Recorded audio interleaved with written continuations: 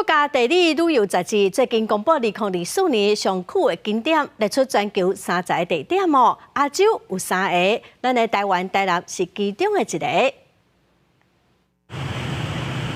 不管是挂红色高仔顶的神农架，也是伫暗时点灯会安平古堡，甚至是设计的咸水芳仔炮，佮加上特别的食食，亲像瓜菜帮、大面等等。台南丰富文化底底，吸引真侪外国观光客来旅游。这2天还是不错的，空气比较清凉。因为我们新加坡比较繁华，在这里的人风土人情方面，我觉得比较好。了解。比较亲切一点。蛋仔面之类的还没，会想尝试看看吗？会啊。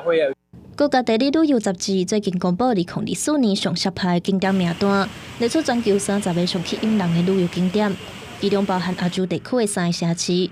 除了印度和中国，台南嘛列入名单。小介的内容有讲到台南是台湾历史上久长的城市，甲高度发展的台北来比，是台湾前首都的台南，佫较有历史意义。规个城市看过去，有古堡甲庙寺来做装塔，那伫街头的点心档，嘛是台南上大的特色。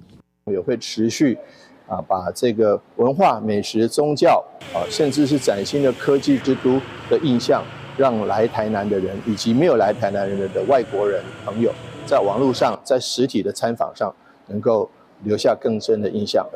台南虽然是台湾唯一的立名单的城市，不过最近因为天狗的疫情影响观光，台南市长黄伟就强调，其实真侪国家嘛拢有天狗日，民众唔免伤惊吓，只要做好防护措施，政府嘛会尽力做好防治。